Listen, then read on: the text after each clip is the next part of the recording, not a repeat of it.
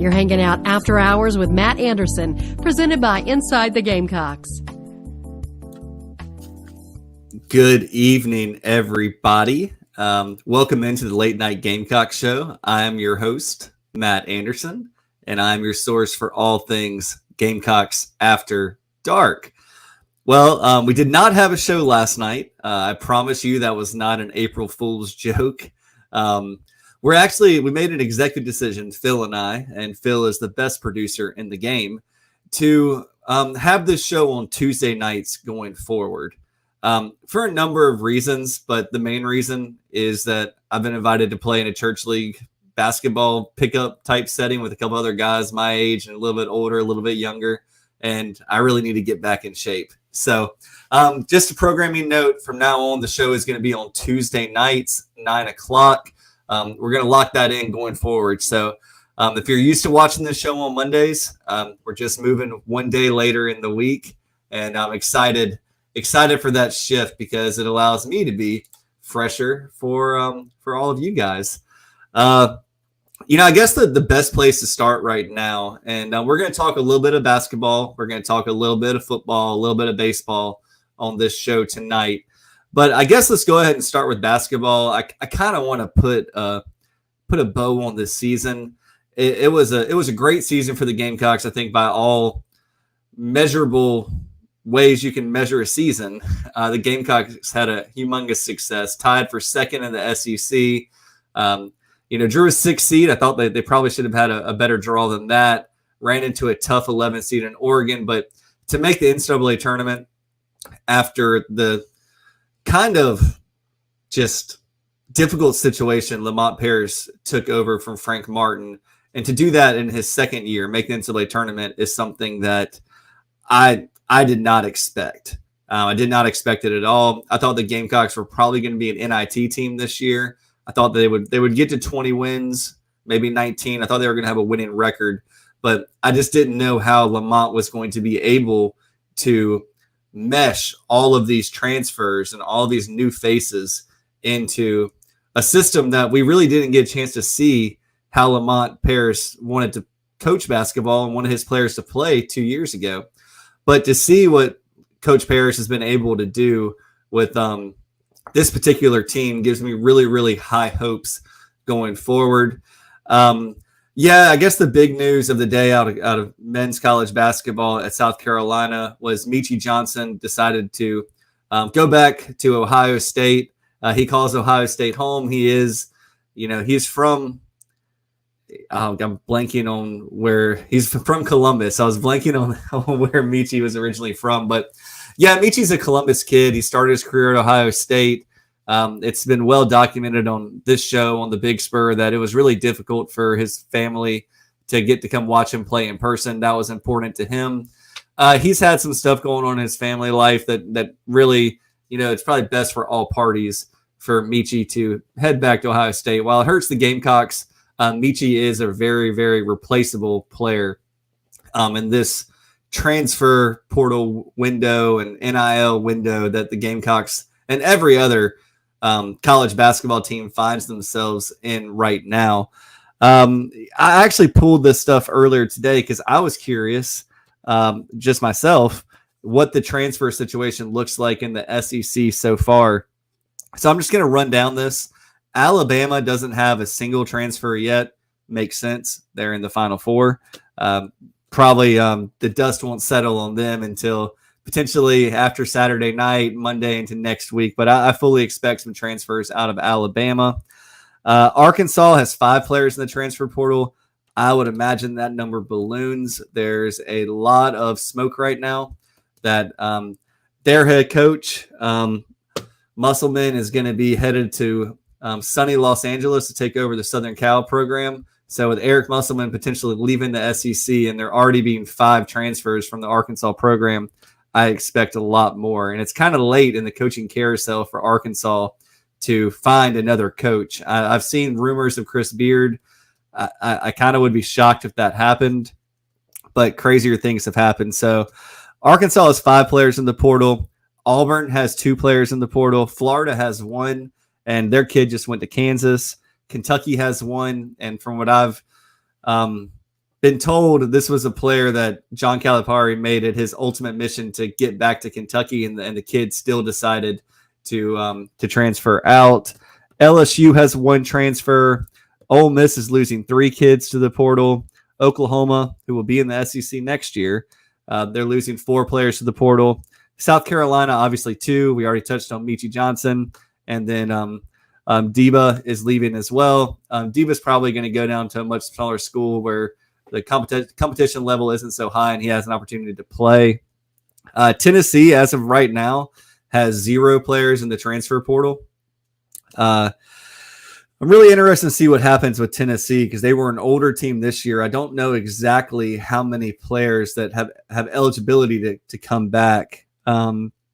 Texas, another team that's going to be in the SEC next year, has 3 players in the transfer portal.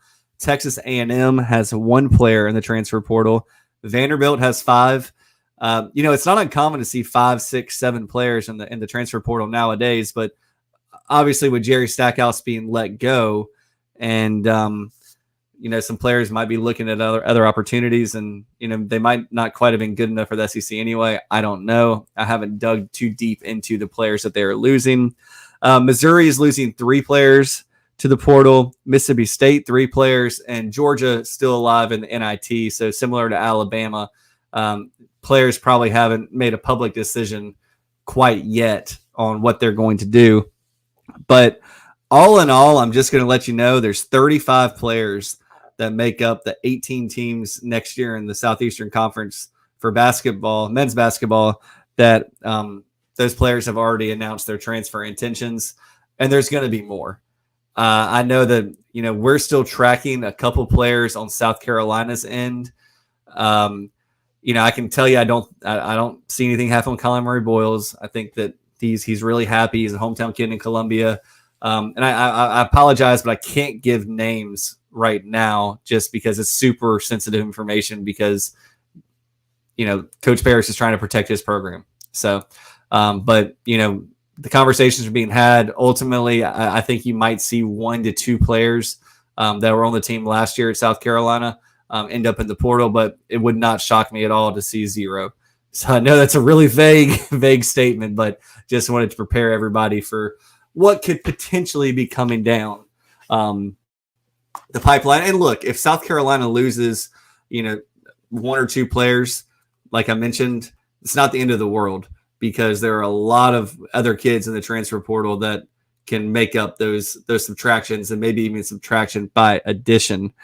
Really quick, the big name that everybody's tracking right now is JP Pegues from Furman. I actually reached out to a contact right before this show that has a pretty good scouting report on Pegues, and I'm just going to read you verbatim what was told to me. A high IQ player, good 3-point shooter, undersized guard for the SEC, 6'1", 165 pounds, tendency to make big shots. NCAA tournament last year against Virginia and multiple conference games this year. He has the clutch gene, plus free throw shooter, decent distributor of the basketball. He's played the role of 3rd, 4th option on a tournament team, and he's also played the role this year of a more aggressive scorer / leader. Limited defender due to size. If he gets to the right situation, right team, could be a contributor or major contributor in the SEC. So right now, it looks like Pegues is going to take a couple more visits. Definitely one I should say to Auburn. And then he's also talking to a couple other teams in the SEC and around the country. JP Pegues' situation is a little bit different. He was recruited during the COVID year to Furman. He didn't really get to experience the on-campus visits. That's something that's important to him.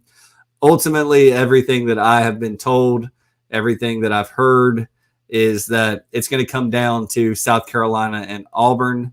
I will say that if you follow the visits on transfers, and it's the same thing in football, the first school a recruit visits is likely where they're going to end up. But crazier things have happened. Obviously, Auburn has a great story to sell. I don't know if it's quite as great as what South Carolina has to sell from a playing time standpoint and a role standpoint, but expected to come down to those 2 teams. And right now, I would say the Gamecocks are the leader in the clubhouse due to proximity to family, familiarity with South Carolina's program, and those sorts of things. So we'll see what happens with him. I've told you guys that this transfer portal era is crazy. I looked earlier today, and names are being added, virtually every 60 seconds. But the transfer portal is up to over 1,300 players in college basketball as of right now. And I think that window started last week, and it runs for 6 weeks. So there's still 5 more weeks that coaches around the country are not only re-recruiting their players and making sure that, their house is in order, but they're also having to search the entire country to find players that can fill roles. And when you talk about South Carolina and their basketball program right now, I just did a brief exercise. I went through the scholarships, the players that are still on the team, the players that I expect to have roles next year. And, right now, you're looking at 10 scholarship players. So the Gamecocks have 3 scholarships to work with at the moment. Now I'm talking about for next year. I do not anticipate the Gamecock coaches taking another high school recruit. If they take another high school recruit, it would mean that they either swung out and missed on some of their top targets in the transfer portal, players they think they have an opportunity with, or it means that they couldn't find the right fit and they're going to just find a developmental prospect, somebody that may have slipped under the radar, and roll out with him or with those guys. So if I'm looking at it right now, the 10 scholarship players that we can talk about are Jacoby Wright, Morris Ugasuk, Miles Studi, Colin Murray Boyles, Josh Gray, Zach Davis, Arden Conyers, who redshirted this year, Benjamin Bosmans for Verdonk, who's going to come back, and then the 2 incoming freshmen, Trent Noah and Oku Federico. So when you look at the roster for next year, there is still a lot of experience. There's a lot of SEC experience. There's experience in NCAA tournament guys that have played in the dance, either at South Carolina or other schools. But I think you really do need to find another transfer point guard in the portal. I know that Morris Ugasuk has been kind of molded to be a point guard. I think that in time he can be a really good point guard. He has the length. He has the athleticism. The game was probably too fast for him this year, and I think he'd be the first person to tell you that. He was planning on redshirting until right before the season started.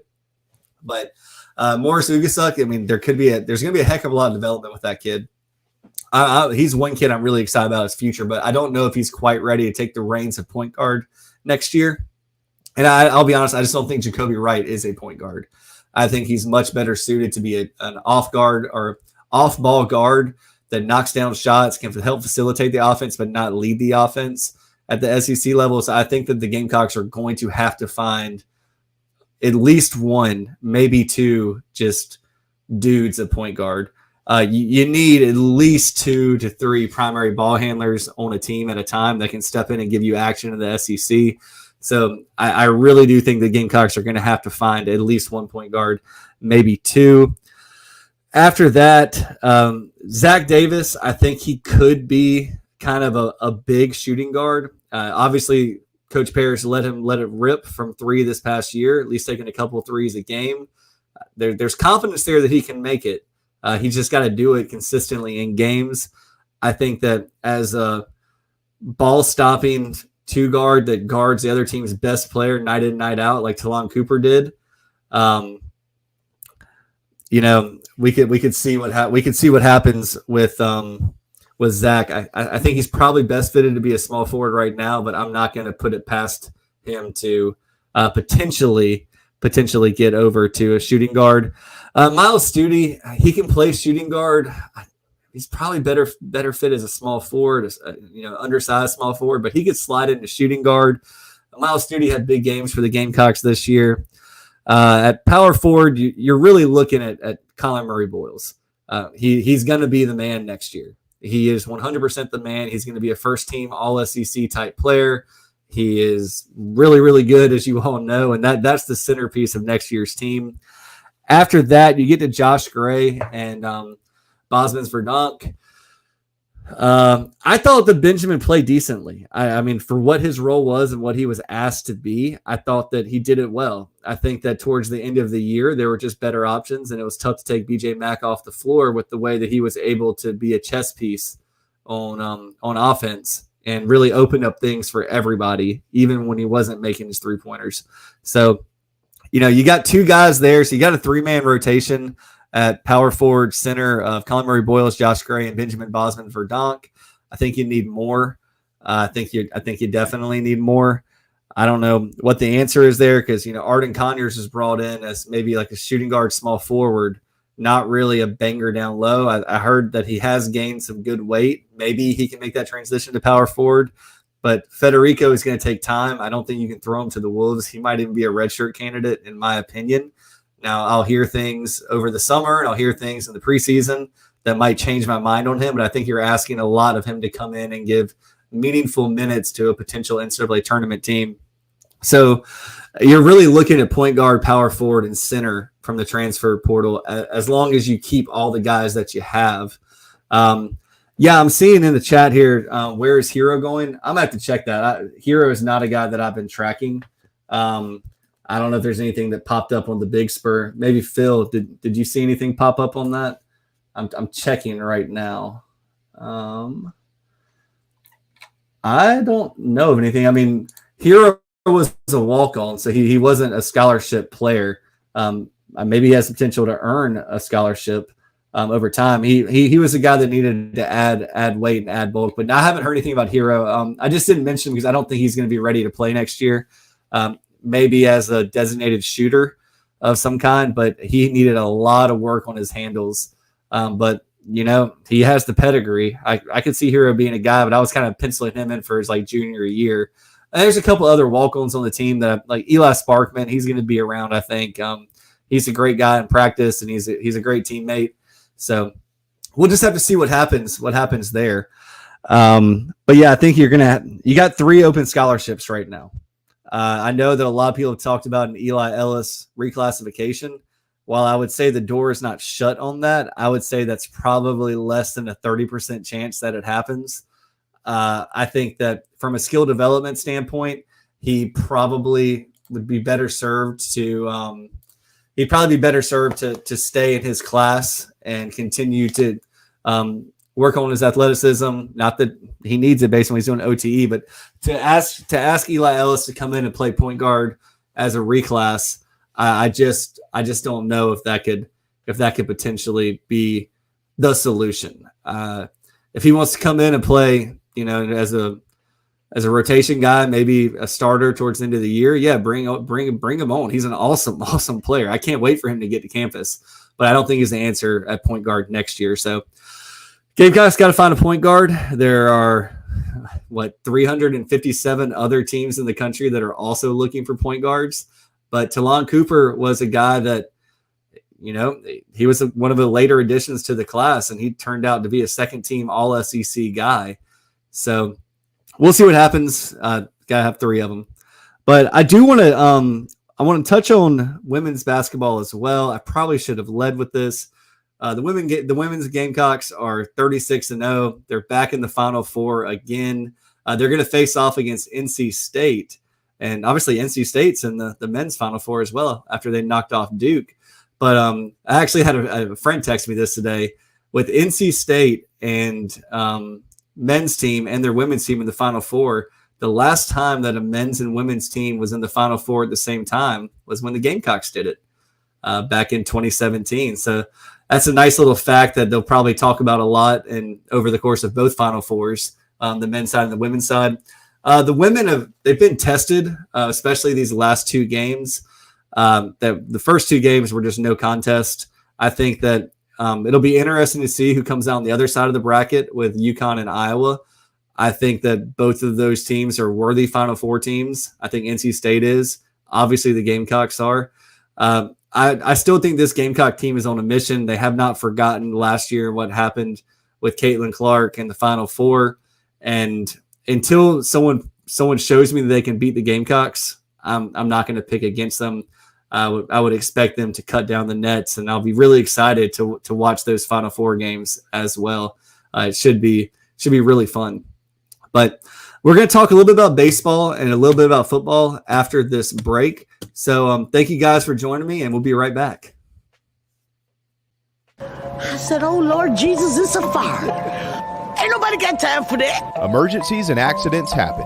When you're in the middle of a fire or water event, all you want is for things to return to normal as soon as possible. Resto Pros of the Midlands is with you. RestoProsMidlandsSC.com. Open 24/7 when you need them.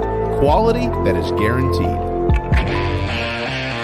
Down here in the South, we don't always see eye to eye. While our taste in college football teams, or what sauce, if any, goes best on a rack of ribs, or what to mix with our Dixie vodka might be up for debate, we can all agree there's nothing better than a Southern tailgate. And like our favorite college teams, our ingredients come from small towns and big cities. They're grown in Southern soil, are crafted by Southern hands, and proudly represent the South in our backyard and beyond. So raise a glass of Dixie Southern Vodka to celebrate being made in America and raised in the South. Oh man, the building is on fire. During and after natural disasters or accidents, there can be a heavy loss to property. Resto Pros of the Midlands is here to help. Open 24/7. Call them when you need them. 803-493-0170. RestoProsMidlandsSC.com. Quality that is guaranteed.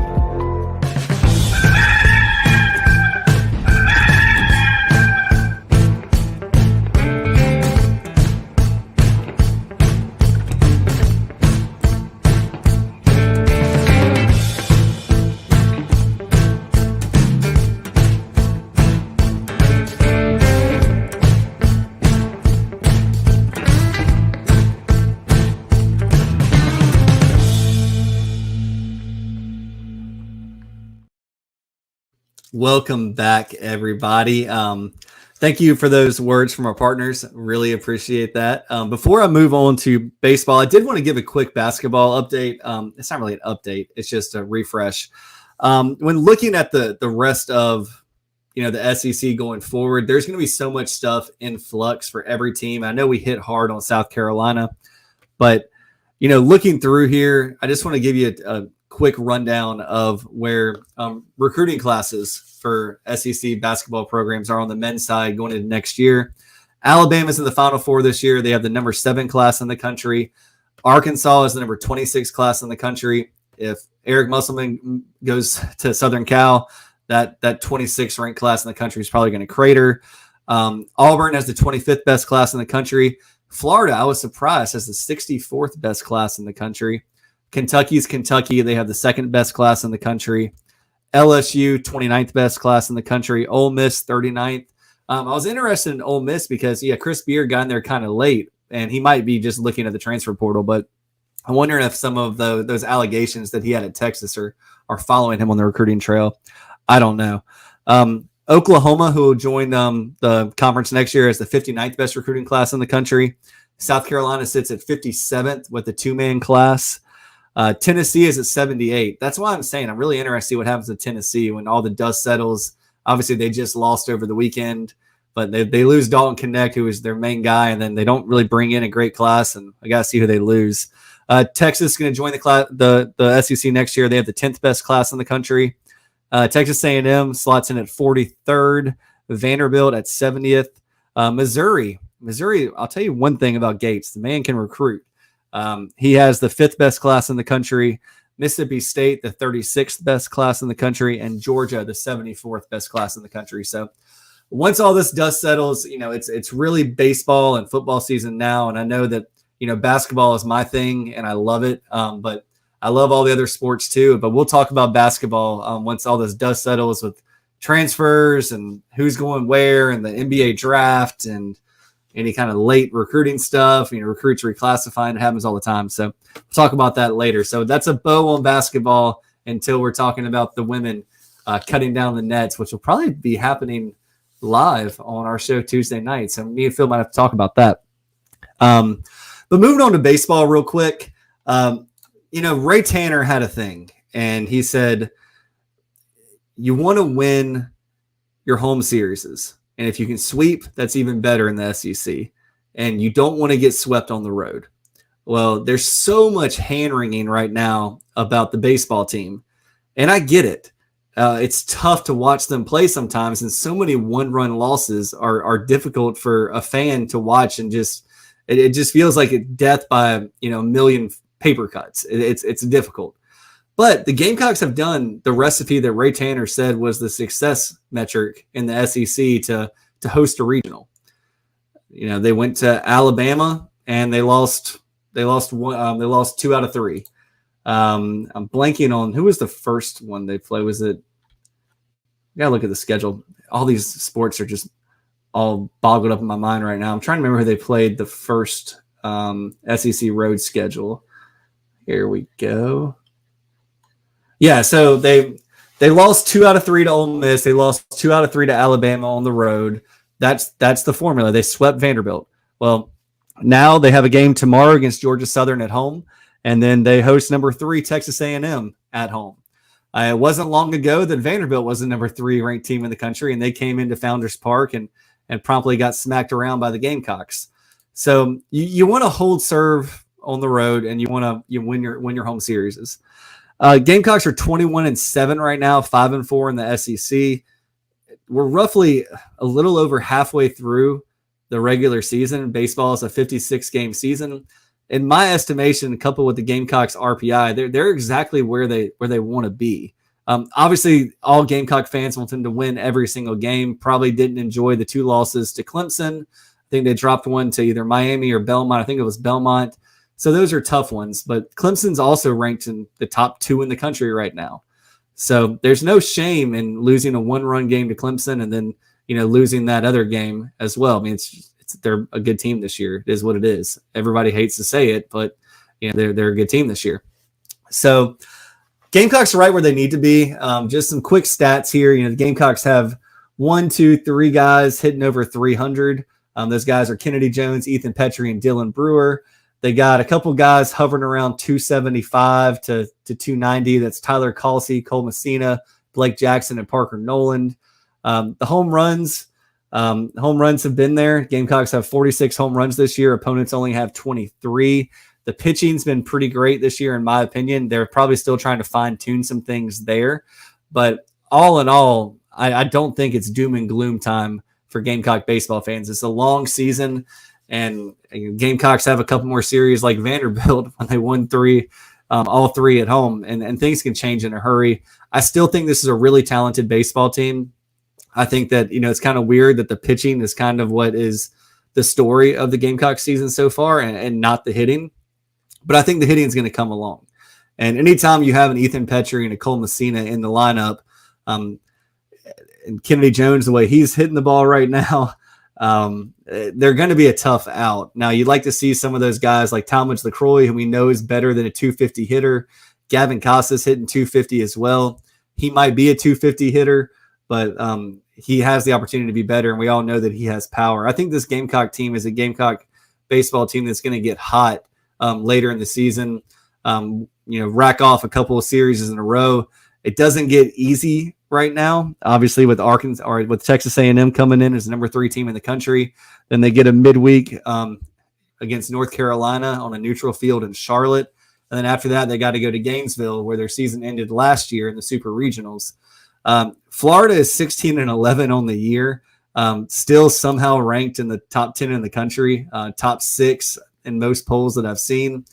But I think that it'll be a really, really interesting next couple of weeks with Gamecock baseball.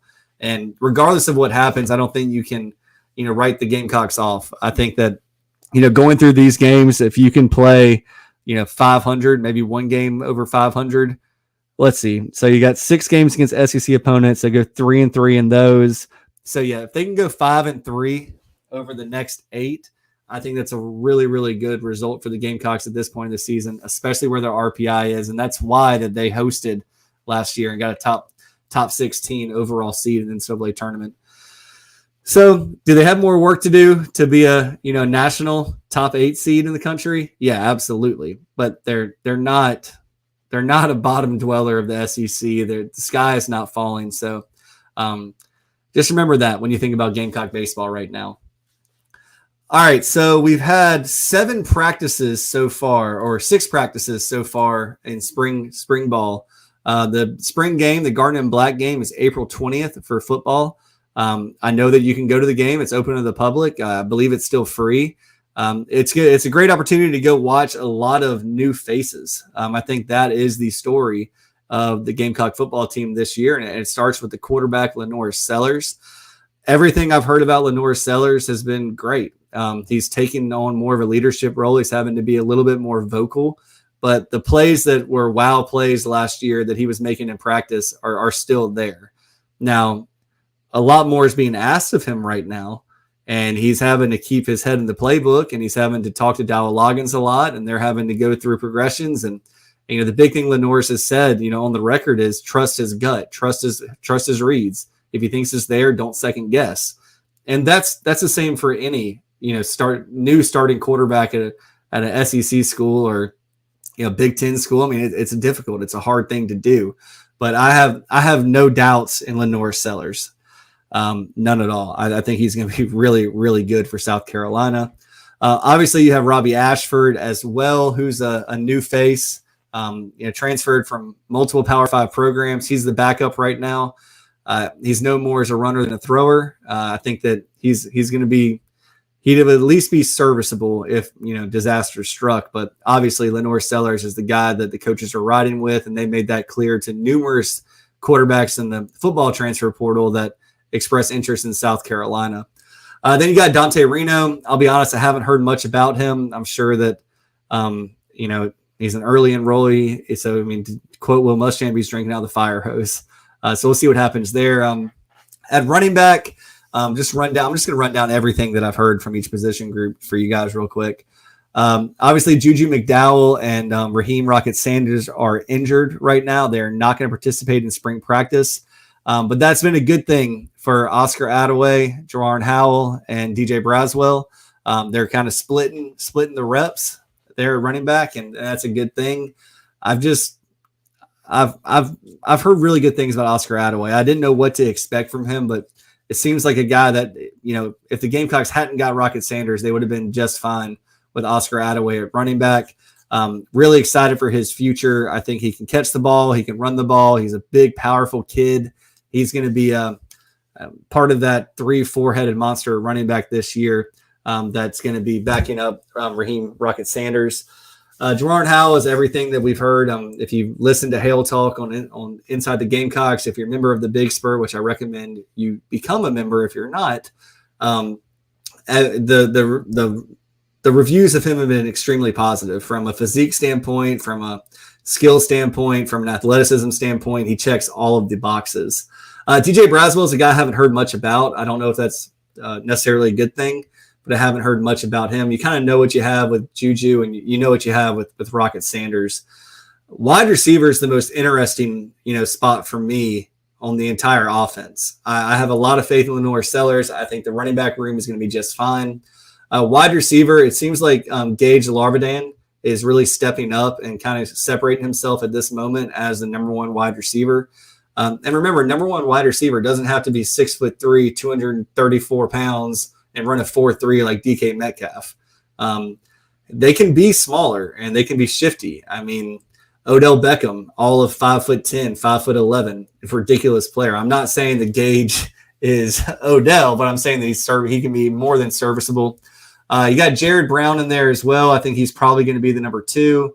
You have Amari Bruce Huggins. I think he's just fine. He's played to Power 5 level. He's probably best as a complimentary type of wide receiver. Luke Doty's still taking reps at quarterback. He's taking reps in the wide receiver room. He's pulling double duty. Luke Doty is never going to be a guy that you want to roll out there necessarily as your number 1 wide receiver, but he has a role in this team. And I still think that you're going to see a trick play with Luke Doty, 1 or 2 this upcoming year. I think that when you have Luke Doty and Lenore Sellers on the field at the same time, and you show some wrinkles, which I think the Gamecocks showed last year, there is a lot of potential for some trick plays. Nick Harbor's running with track right now, and he's doing really, really well. He's at football when he can be. I think, and I've said this numerous times, and maybe you've heard me say this, but I don't think that connection with Lenore Sellers goes away after they were pretty much running scout team together. They were doing second team reps together, third team reps together. even dating back to the summer. So I think Nick's going to be just fine. There's probably going to be a little bit of an adjustment period from track back to football, but he has stuff you just can't teach. Tyshawn Russell is a kid that I think is going to be a big player this year. You got to remember, this kid didn't start playing football until he was like a junior in high school. The returns on him have been really, really good. I haven't heard much about Elijah Caldwell or CJ Adams. Heard a lot about Elijah Caldwell before the pads came on last year. I think he has a bright future as a Gamecock, but haven't heard much on him. And then the two freshmen, Mazio and DeBron Gatling. Mazio's enrolled. I can't remember if DeBron's enrolled or not yet, but I haven't heard much about him. He is enrolled. Someone told me something. What did someone tell me about him? Just told me he's a low floor kind of player, or a high floor kind of player that just looks the part. Tight end, Joshua Simon, beast. I think he's going to be much more involved. Brady Hunt, beast. He's going to be really involved. Then you got the three transfer tight ends, or two transfer tight ends from 2 years ago, and then Connor Cox. You have Nick Elkness and Reed Makisa. Those guys were really good on special teams, and that was something that Pete Limbo really stressed. So we'll see what our new special teams coach does with them, if they can crack into the fold at tight end. I know the coaches really like Michael Smith. They hope they don't have to use him this year, but preserve that red shirt, but we'll see there. Offensive tackle, I'll just take the whole offensive line together. There's still some players that are recovering from injuries. There are some players that are probably a little further away from being able to play in the SEC. When I say that, I'm talking about Josiah Thompson and I'm talking about Cam Pringle. Really, really bright futures. I'll hit on the high notes here. Josiah Thompson just looks the part. He has things you can't teach. He is a prototypical left tackle that's probably going to be a first, second round pick when his time comes. Maybe even like a top 5 pick. You just got to add a little bit of weight, but he's doing it at South Carolina. Cam Pringle has kind of started to reshape his body. He's more agile and athletic than I think the coaches were expecting at the size he came out at. Big tree. He messed with everybody yesterday on April Fool's Day, but after checking with some folks, I don't think there was anything to that. He's just a kid that likes to have a lot of fun with social media, and there's nothing wrong with that. Looking in the middle, Marquis Anderson, he's going to be a big-time player for South Carolina, probably would have started last year. I think that he's going to be a guy that's counted on this year. Trevon Ball, he's a really good player. He's going to be a really good player for South Carolina. Status quo there. Blake Franks is a guy that they're probably going to try and redshirt if they can, but he has a bright future. The guys about, Vershawn Lee and Ja'Kai Moore, that who they are at this point. We'll see what happens with, if they're starters or if they're reserve guys or rotation guys or cross-training. Then you got the transfers. You got Torkelly Simpkins and you have Kamar Bell. I haven't heard much on them. I really don't know, so I can't speak to them. Defensive tackles, a lot of familiar faces: Tonka Hemingway, Alex Huntley, Nick Barrett, and Drew Tuazama, who was the mystery player from last year. He's kind of reshaped his body. Hopefully he needed to. Came in thinking to be a defensive end, ended up being a defensive tackle. DeAndre Jules, I'm hearing a lot of good stuff about. I think that he's a transfer from, I believe he came from Maryland. He's going to be a good one for the Gamecocks and definitely crack the rotation of the top 2. TJ Sanders, another kid that, has just been electric at different times throughout his career at South Carolina. And it kind of goes back, and we'll do defensive ends really quick. But Kyle Kennard looks the part. Gilbert Edmond picked up right where he left off with the Gamecocks. Jasius Gear, I know that JC Sherbert has high hopes for him. I think that he's going to be the long, disruptive guy for the Gamecocks.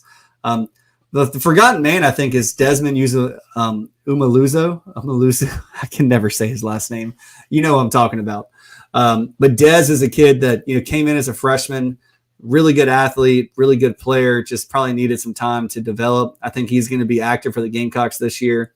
And then the guy that everyone wants to talk about is Dylan Stewart. He's come in as advertised. He works his butt off. He's fast. He's strong. He's athletic. He's probably, I'd be shocked if he's not starting game 1, game 2 at the latest. He's really, really good. But Gamecocks have a lot of bodies on the defensive line this year. Really excited about what they can potentially do. And it kind of goes back to what we've all talked about this offseason, especially leading into the offseason. Are the Gamecocks going to play 3-3-5? Or are they going to play a traditional 4-3? With the amount of bodies they have on the defensive line right now, I think it would be foolish not to play a 4-3, just me personally. But I can also see, if they can find that kind of spur, those kind of, rangy guys in the secondary that can cover a lot of ground and play a lot of zone and just keep defenses in front of them. Maybe they go to 3-3-5. But I think if they do 3-3-5, there's going to be some really good players on the bench. And I just don't know in the SEC when you got to rotate bodies if I would make that move. I think you just stick with the 4-3 and you try and just put people in position. At linebacker, Debo Williams, Bam Martin Scott, you know about them. I think that Debo Williams is a machine. I think that, one of the things that I was told is if the draft if the draft was later or something like that, then he would potentially be someone that could be like a top 4 round draft pick this year, maybe even higher. Then you got the 2 transfers. You got Demetrius Knight and you have Bangale Kamara. I've heard those guys came in ready to roll. The coaches are really, really excited about the linebacker group they have right now. Muhammad Kaba is going to give it a go. I don't know how effective he'll be. Maybe he'll be special teams, but he's my hat tip to him. What he's gone through in his college career is amazing that he's still going to give it another go. You got Jerron Willis, who did some good things at times last year. Definitely a guy that can, I could even see him moving to defensive end, maybe next year. People forget he's still young. He's only going to be a redshirt sophomore next year. And then Wendell Gregory and Fred Johnson. Those are the 2 freshmen. They've come in and they look like they belong. That's the best thing I can say about them. I think the coaches would love to retain their redshirt this year. They might be too good to keep off of the field when it comes to special teams and the way they can cover ground and their athleticism. But we'll just have to see. The coaches feel really good about the safety position between Nicky Memori, DQ Smith, David Spalding. You got Jelon Kilgore over there. You got Gerald Kilgore back there. We'll see. Well, I'm not too worried about them. I'm more worried about the cornerback position because you have O'Donnell Fortune, you have Judge Collier, you have Emery Floyd, Vakari Swan, Zabari Sandy, and Jalewis Solomon coming in. They're going to have to find 3 to 4 guys that they can trust. I think that they trust O'Donnell Fortune. I think that he showed them enough last year and through his time with the Gamecocks to trust him. I would probably give the edge right now to Judge Collier as the other cornerback, but there's still so much spring ball left. There's still summer workouts. There's fall practice. There's a lot of time to go. The coaches have not given up on Emery Floyd by any means. Vakari Swan's a heck of an athlete. Zabari Sandy, we'll see what happens with him. And Jalewis Solomon, I told all of you this dating back to last summer, going back to May, June, July timeframe, that the Gamecock coaching staff really feels like he's a 3 and done, 3 years in college and in the NFL. So Jalewis Solomon has every opportunity to come in and just take one of those cornerback spots, and it's all up to him. It's all up to him is what I can say. If he wants it and he attacks it, he has all the capability in the world of taking a starting cornerback spot, a la J.C. Horn, a la Stephon Gilmore as a freshman. That's just how they feel about him. Special teams, Kai Kroger, punter. Maybe he's got the yips worked out. I don't think it was a Pete Limbo thing with him. I think it was just a yips, and hopefully he's figured that out. I don't know who the place kicker is going to be. I've heard Herrera, but we'll see. I'm sure that they'll have some old soccer players. They'll have some walk-ons come in. They'll try and create a competition at place kicker. I think that Kai Kroger could do it in a pinch. Mason Love is obviously the heir apparent at punter. I think he can kick some field goals as well, so he's going to get some run there. But all in all, the Gamecocks, going into spring practice, are still one scholarship over the limit. So I think that just watching spring practice, watching the spring game, looking at the depth chart, there's going to be, and I don't know the best way to say it, there's going to be 2 to 5 more defections from this team. And I don't necessarily think it's going to be necessarily starters. I think you start looking at 3rd on the depth chart, that kind of stuff after spring. and you're probably going to see at least one more departure. I know that because they have to, because they got to get down to 85. But we'll see what happens. We'll see what happens there. I know that the Gamecocks would still love to find, potentially another wide receiver in the portal. The Gamecocks would love to find another DB, another cornerback in the portal. Maybe some more help at offensive tackle. I think the Gamecocks kind of are where they are. Every team in the country is looking for an offensive tackle right now in the transfer portal, and pickings are slim. But if I had to, prioritize that, I think you're looking for an offensive tackle, and then at least one DB, preferably two, if you can find the right ones to provide competition. Iron sharpens iron, but Gamecocks have got to drop one player as things stand right now. So we'll see what happens. But the Gamecocks spring practice is underway. Baseball is rolling. Women's basketball is in the Final Four. A lot of good things happen in South Carolina right now, so it's always fun to track. And I'll be here every Tuesday night to talk about it with you. So excited. Remember, mark your calendars. Again, it wasn't an April Fool's joke. This show will now be at 9 p.m. on Tuesday nights. Looking forward to that change. It fits me and Phil's schedule pretty doggone good. So Tuesday nights you'll have me here. And I just want to say thank you. Thank you to everyone that joined me tonight. Thank you to everyone that's going to listen to this in podcast form or watch it on YouTube later. When you give me this time, it's the most valuable thing you have. We only have a limited amount of time on this earth, and it really is an honor for all of you to give me your time. So thank you so much. We'll be right back at it next week, and we'll see what the Gamecocks can do this weekend on the hardwood, this weekend on the diamond, and then we'll keep track of everything in spring practice. So remember, if you're not a member of thebigspur.com, go ahead and join now. You're going to get all the inside information about spring practice, about women's basketball, about baseball, and I swear John Whittle's the best in the business. So make sure you join the Big Spur, and appreciate you all, and hope you have a good evening.